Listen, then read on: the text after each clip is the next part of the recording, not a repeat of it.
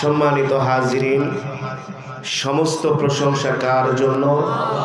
আরো আওয়াজ করে বলেন, কার জন্য?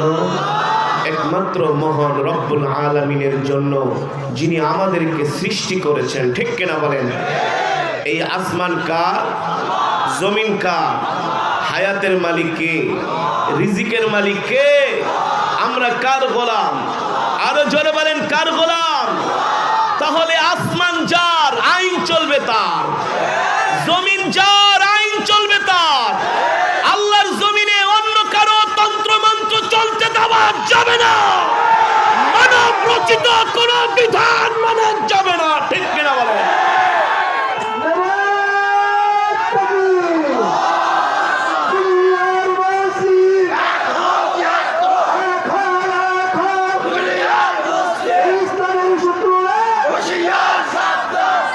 সম্মানিত হাজিরিন, আমি কোরআন পড়েছি, আপনাদের কাছে কেমন লেগেছে? আরো আসতে বলেন, কেমন লেগেছে? অথচ একদল নামদারি মুসলমান, তারা কোরআনের আওয়াজ সহ্য করতে পারে না। মিথ্যা বলছি? ওই দিন আমি ফেসবুকে দেখলাম, আমাদের বাংলাদেশের একজন ভাই, তিনি বলছেন যে কোথায় গেল সেই গ্রাম বাংলার ঐতিহ্য? শীতের দিনে আগে পাড়ায় পাড়ায় মহল্লায় মাত্রা হইতো, সার্কাস হইতো, জারি গান হইতো, পালা গান হইতো। কোথায় গেল এগুলো? পাশ থেকে বলে, স্যার এগুলো সব মোল্লারা খাইছে। কারা খাইছে? বলে এই মোল্লারা বাংলাদেশে এমন করে ওয়াজ মাহফিল শুরু করছে, যাত্রা ফাত্রা, সার্কাস ঠার্কাস, মঞ্চ নাটক, অশ্লীল নাটক সব কিছু বন্ধ হয়ে গেছে। সে আবার খুব আক্ষেপ করে বলছে, আক্ষেপ করে, যে আগে দেখতাম আপনারা উঠাউঠি করেন কে মিয়া, আপনাদের চাইতে আমার তারা বেশি। কালকে শুক্রবার আমার 3টা প্রোগ্রাম আছে, জুমার নামাজ পড়াতে হবে, আমাকে যেতে হবে ঢাকা, আর আপনারা যাবেন আশেপাশে। আমি আসার সময় 3.5-4 ঘন্টা জ্যাম ছেলে তারপরে আসছি। তারপরে ক্লান্ত শ্রান্ত শরীর নিয়ে আপনাদেরকে তেলাওয়াত শুনেছি, কিন্তু বোঝা গেছে যে আমি অসুস্থ। আমার পিঠ ব্যথা, ঘাড় ব্যথা, বোঝা যায় নাই। এর কারণ হলো, এটা হচ্ছে কোরআনের মুজিজা, এটা কোরআনের পাওয়ার। ঠিক কিনা বলেন? তো কোরআনের মজমায় বসবেন না, বসবেন কোথায়? কোথায় বসবেন? আর এই তেলাওয়াত, এই কোরআনের মজমাকে নেয়ামত মনে করেন, নেয়ামত। দুনিয়াতে যদি আল্লাহর জবানের তেলাওয়াত শুনেন, জান্নাতেও আল্লাহর কুদরতি কণ্ঠে তেলাওয়াত শুনতে পারবেন।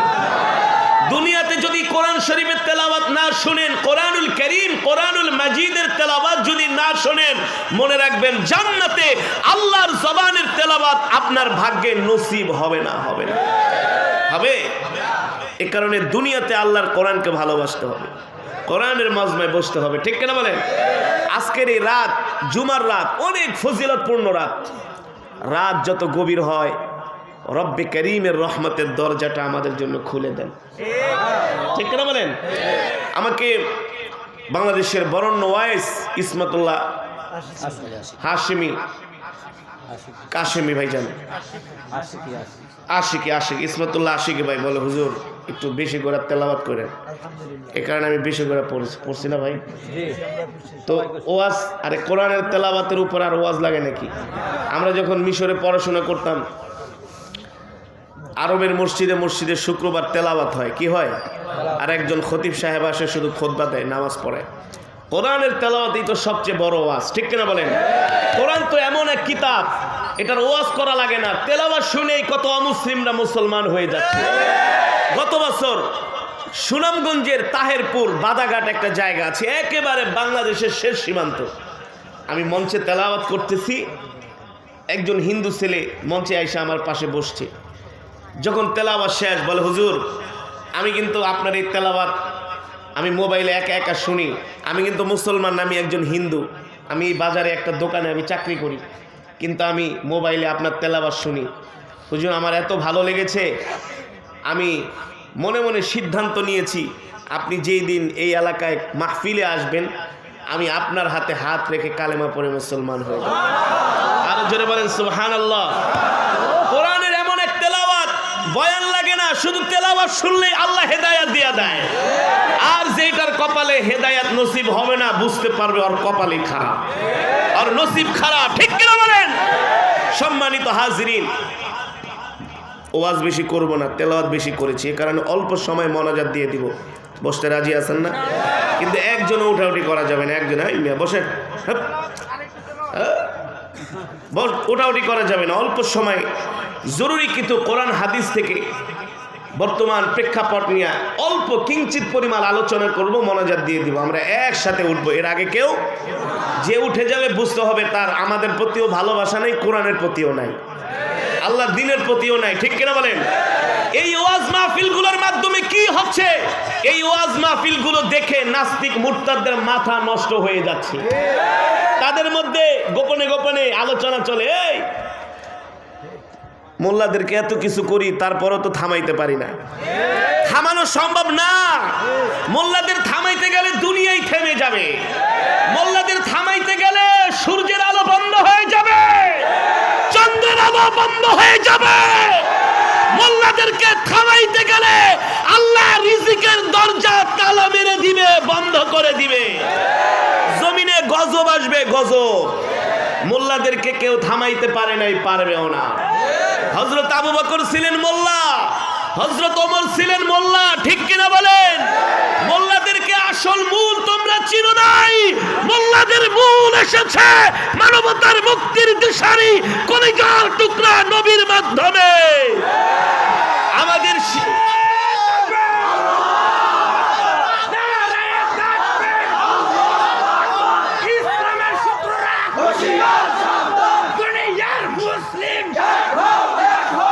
মোল্লাদের শিকড় আমেরিকায় নয়, মোল্লাদের শিকড় ইসরায়েলে নয়, মোল্লাদের শিকড় চীন, জার্মান, ফ্রান্সে, ভারতে নয়।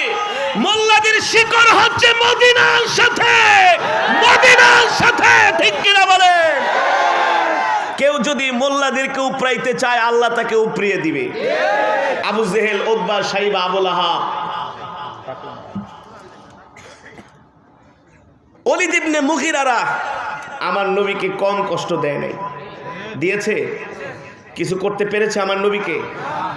ইসলামের দাওয়াত কি বন্ধ করতে পেরেছে? পারে নাই। আরে মক্কায় যখন কোনো মুসলমান ছিল না, মূর্তি পূজক, সব মূর্তিকে পূজা করে, সেই সময় আমার নবী একা তাওহীদের দাওয়াত দিলেন মক্কার কাফেরদেরকে, একা। ঠিক কিনা বলেন? আল্লাহ তাআলা নির্দেশ দিলেন, ইয়া আইয়ুহার রাসূল বাল্লিগ মা উনজিলা ইলাইকা মির রাব্বিক ওয়া ইল্লাম তাফআল ফামা বাল্লাগতা রিসালাতা ওয়াল্লাহু ইয়াসিমুকা মিনান নাস। ও নবী, আমি আপনাকে যে কোরআন দিয়েছি, আপনার রবের পক্ষ থেকে আপনাকে যে কোরআন দেওয়া হয়েছে, আপনার উপর যে কোরআন নাজিল হয়েছে, এই কোরআন দিয়ে আপনি মক্কার কাফেরদেরকে দাওয়াত দেন, তাবলীগ করেন। তাবলীগ কি করেন? আপনি তাবলীগ করেন। আল্লাহর নবী আল্লাহর নির্দেশ পায়া ঘরে বসে রয় নাই। জোরে বলেন। নবী কোরআন নিয়ে মক্কার ধারে ধারে, ঘরে ঘরে মক্কার কাফেরদেরকে কোরআনের দাওয়াত দেয়। মক্কার কাফেরেরা কোরআনের দাওয়াত গ্রহণ করে না, উল্টা আমার নবীকে মক্কার কাফেরেরা মিথ্যাবাদী বলে। ঠিক কিনা বলেন?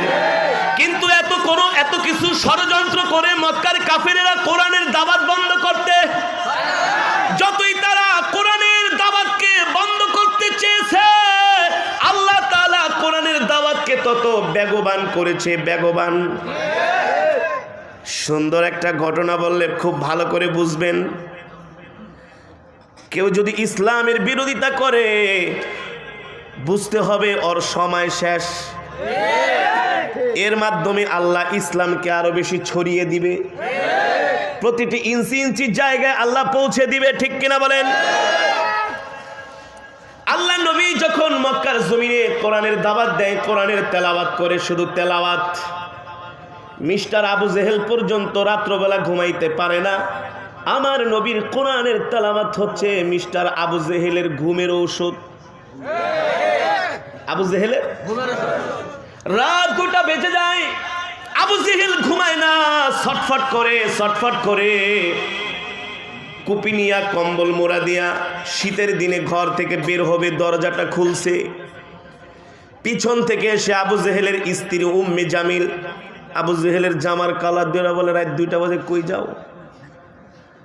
আকাম ঢাকাম করতে যাও নাকি? তোমার তো চরিত্র ভালো না। আবু জেহেল বলে, স্ত্রী সি সি সি, এটা কি বললা? আরে কোনো খারাপ জায়গায় যাই না। কোথায় যাও, কোথায় যাও? আবু জেহেল বলে, সেটা বলা যাবে না। আবু জেহেলের স্ত্রী ছিল মহিলা নেত্রী। কি নেত্রী? মহিলা নেত্রী আছে, মহিলা নেত্রী। কয়, বেটা কোথায় যাও? আবু জেহেল না বললে ঘরের দরজা খুলবো না।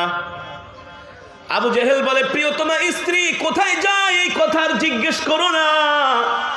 যদি জিজ্ঞেস করো তাহলে কিন্তু আমার নেতাগিরি আর ক্ষমতাও থাকবে না। এখন তো মক্কার জনগণ আমাকে ফুলের মালা দেয়, আমি এই রাত গভীরে পালায় পালায় কোথায় যাই, এটা যদি আমি তোমার কাছে বলি আর সকালবেলা যদি তুমি মক্কার জনগণের কাছে বলে দাও, মক্কার জনগণ আমাকে ফুলের মালা দিবে না, জুতার মালা দিবে। উম্মে জামিল বলে, তাহলে আমি সেটাই শুনতে চাই, বলো কোথায় যাও? আবু জেহেল বলে, বেটি এত কথা জিজ্ঞেস করিস না, যেতে দে, যেতে দে। উম্মে জামিল বলে, তুমিও যদি যাও আমিও যাব। আবু জেহেল কয়, না তুমি ঘুমাও। বলে, না কোথায় যাও সত্যি করে বলো। বেচারা আবু জেহেল বিপদে পড়ে গেছে, কি করবে না করবে। বলে, বেটি বাধা দিস না, যতই সময় যাইতেছে ততই কিন্তু মজা ফুরায় যাইতেছে। আল্লাহু আকবার। উম্মে জামিল বলে, কোথায় যাও? বলে, গরিব দিকে তাকায় দেখ, ভাতিজা মুহাম্মদ রাত 3টার পরে কাবার চত্বরে দাঁড়ায়া দাঁড়ায়া কোরআনের তেলাওয়াত করে। ভাতিজার তেলাওয়াত না শুনলে আমার ঘুম আসে না, ঘুম আসে না। আল্লাহু আকবার। আবু জেহেলের স্ত্রী বলে, ও প্রিয়তম স্বামী, তুমি একা যাবা কেন? সাথে করে আমাকেও নিয়ে যাও। চল, ভালো। আবু জেহেলও যায়, তার স্ত্রীও যায়।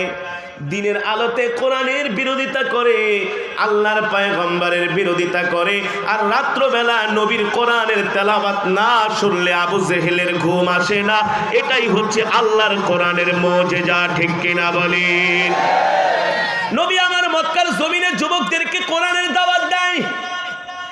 মক্কার যুবকেরা আল্লাহর নবীর কাছে এসে কোরআনের তেলাওয়াত শুনে, তেলাওয়াত শুনলেই কাজ হয়ে যায়, দেরি করে না, হাতে হাত রেখে কালেমা পড়ে মুসলমান হয়ে যায়। আরো জোরে বলেন সুবহানাল্লাহ। এবার আবু জেহেল অনেক বড় চিন্তায় পড়ে গেল, কারণ সামনে হচ্ছে মক্কার বাণিজ্য মেলা, আন্তর্জাতিক। কথা বলেন, বাংলাদেশেও একটা আন্তর্জাতিক বাণিজ্য মেলা হয় না? এটা শুধু দেশীয় ব্যবসায়ীরা সেখানে ব্যবসা করে না, বিভিন্ন দেশ থেকে ব্যবসায়ীরা আসে ব্যবসা করার জন্য। আন্তর্জাতিক বাণিজ্য মেলা, বুঝতে পেরেছেন? আবু জেহেল রাত্রবেলা ঘুমায় না, চিন্তায় পড়ে গেছে, হায় রে, ভাতিজা মুহাম্মাদের কোরআনের তেলাওয়াত শুনলে আমি কাট্টা শয়তান যদি পাগল হয়ে যাই। আর কিছুদিন পরে মক্কায় বাণিজ্য মেলা শুরু হবে, বিভিন্ন দেশ থেকে পর্যটকরা আসবে, ব্যবসায়ীরা আসবে।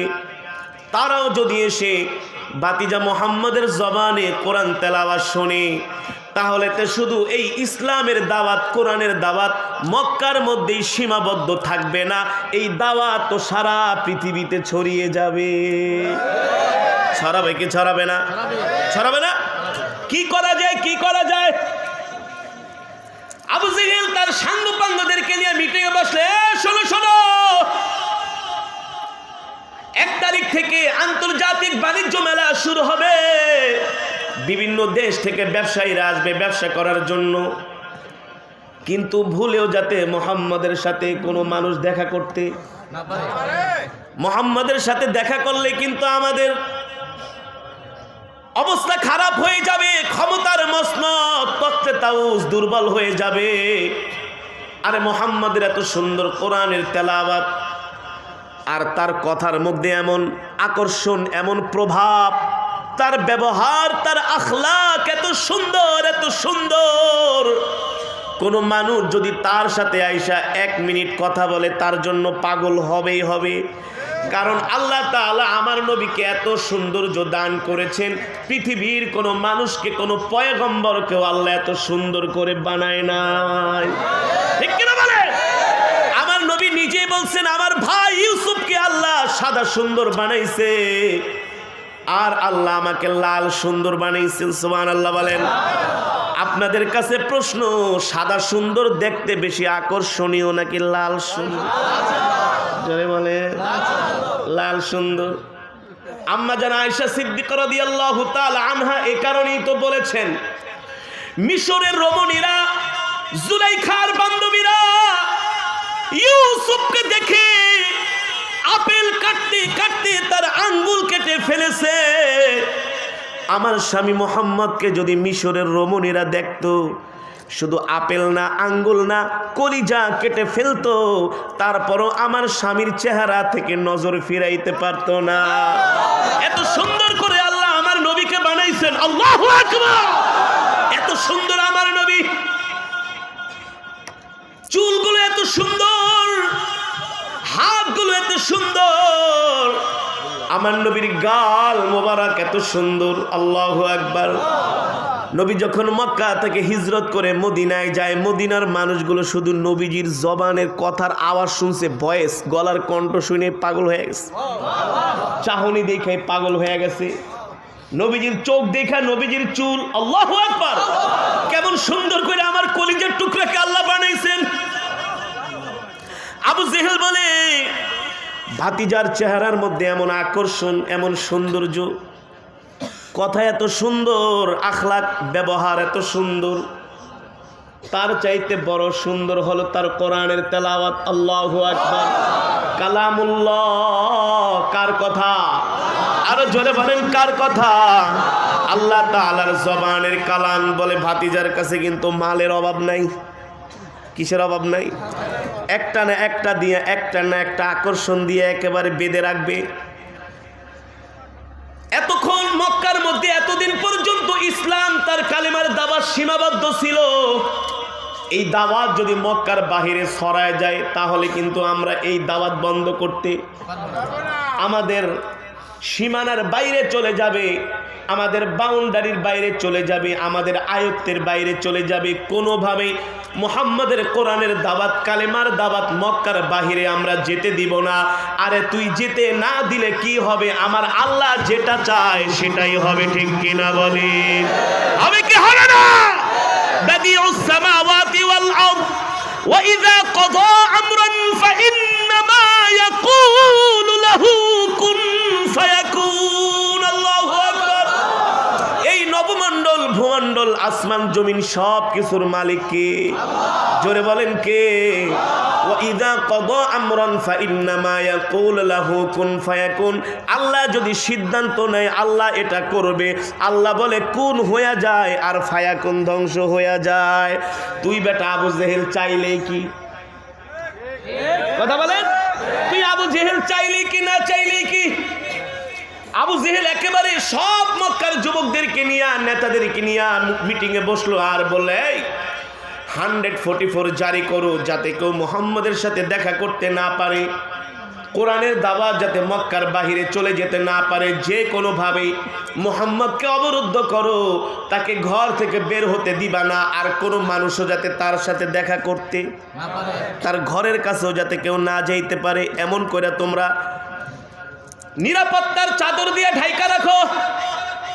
মুহাম্মাদের ঘরের কাছে যেই যেতে চাইবে তাকে খেদায় দিবা, খেদায় দিবা, প্রয়োজনে লাঠি চার্জ করবা। কি চার্জ বলে না? মাঝে মাঝে মাঝে মাঝে লাঠি চার্জ হবে। এই লাঠি চার্জ আবু জেহেলও করেছিল কোরআনের বিরুদ্ধে। ঠিক কিনা বলেন? এবার মক্কার যুবকদেরকে বড় বড় লাঠি দিয়া মোড়ে মোড়ে দাঁড় করায় রাখছে, মোড়ে মোড়ে, রাস্তার মোড়ে মোড়ে। যখন বিদেশি ব্যবসায়ীরা মক্কায় ঢুকবে, তাদেরকে মুহাম্মাদের ঘরের কাছে যাইতে দিবা না, অন্যদিকে তাদেরকে পথ দেখাবা যে এই পথ দিয়া যাও, ওখানে বিপজ্জনক। তাহলে বস কি বলা যায়? বলবা ওই ঘরের ভিতরে একটা পাগল আছে। নাউজুবিল্লাহ বলেন। আরো জোরে নাউজুবিল্লাহ বলেন। এই কথা বলে মানুষদেরকে বিভ্রান্ত করবা, মিথ্যা কথা বলে খেদায় দেবা। কিন্তু মানুষ যখন মক্কায় ব্যবসা করার জন্য দলে দলে কাফেলা হয়ে আসতে লাগলো, যুবকরা লাঠি নিয়ে দাঁড়ায় দাঁড়ায় বলে এই রাস্তা না ওই রাস্তায় যান। মানুষের একটা স্বভাবজাত অভ্যাস হলো, কোনো কিছু যদি নিষেধ করা হয় সেই জিনিসটা আরো করে কি করে না। আগুন লাগছে, মারামারি লাগছে, পুলিশে যায় না, আরো বেশি করে যায়। এটা মানুষের একটা স্বভাবজাত অভ্যাস। কি জোরে বলেন? যখন বিভিন্ন দেশের ব্যবসায়ীরা মক্কায় ঢুকতেছে, বলে এই রাস্তায় যাবা না, ওখানে একটা ঘর আছে, ঘরের মধ্যে একটা পাগল আছে, ওখানে যাওয়া নিষেধ। নাউজুবিল্লাহ বলেন। কিছু মানুষ কয় বেটা টাকা খরচ করে মক্কায় আসছে ব্যবসা করার জন্য, তোর বাবার টাকা দিয়ে আইছি নাকি? ওই ঘরের ভিতরে পাগল থাকুক যাই থাকুক, দেখুমই দেখুম, তুই বাধা দেওয়ার কে? ঠিক কিনা বলেন? মানুষের স্বভাবজাত অভ্যাস। মক্কার যুবকেরা পিটায়ও খেদাইতে পারে না। এবার বিভিন্ন দেশের ব্যবসায়ীরা কয় বেটা যদি বেশি বাড়াবাড়ি করস ব্যবসা করুন না, চইলা যাবো। যদি ব্যবসা না করে তাহলে তো ওদের অর্থনীতি ধ্বংস হয়ে যাবে। আবু জেহেলের কাছে খবর পাঠাইছে, নেতা কি করা যায়, মানুষের বাদ ভাঙা জোয়ার তো ঠেকাইতে পারতেছি না, যত পাগল বলি বলে পাগলই দেখুম, তারপর ওই ঘরের কাছে যাবো। আল্লাহু আকবার, বলেন আল্লাহু আকবার। আল্লাহ তাআলা তার দিনকে কিভাবে পৌঁছায় দেয়, ঠিক কিনা বলেন? বিনা দাওয়াতে, বিনা টাকায়, বিনা পয়সায়, বিনা মাইকিং, বিনা লিফলেট, বিনা পোস্টারে, বিনা খরচে, বিনা। আল্লাহর নবী তো কাউকে দাওয়াত দিয়ে আনে নাই, তারাই আসতেছে। এখন বলো এই ঘরের ভিতরে যাবো, পাগলও দেখবো। নাউজুবিল্লাহ। এবার শতে শতে মানুষ আল্লাহর নবীর ঘরের দিকে যায়, ভিড় জমাইছে। নবীজি ঘরের মধ্যে বসে বসে কোরআনে কারিমের তেলাওয়াত করতেছে। আল্লাহু আকবার। বিভিন্ন দেশের ব্যবসায়ী অমুসলিমরা বলে, তোমরা যাকে পাগল বলেছো, তোমরা যাকে পাগল বলেছো, আমরা ওই পাগলের দিকে তাকাই দেখলাম, পাগলের চেহারা তো এমন হতে পারে না। পাগল তো জীবনে অনেক দেখেছি। পাগলের চুলগুলো থাকে উস্কো খুস্কো, জামার পোশাকগুলো থাকে ময়লা যুক্ত, পাগলের শরীরে থাকে ময়লা, পাগলের চেহারা এত সুন্দর হয় না, সে থাকে অপরিষ্কার। কিন্তু তোমরা যাকে পাগল বলতেছো তার দিকে তাকায় দেখি, সে তো মনে হয় মানুষ না, পূর্ণিমার চাঁদ উদিত হয়েছে। আল্লাহু আকবার। এবার বিভিন্ন দেশের মানুষ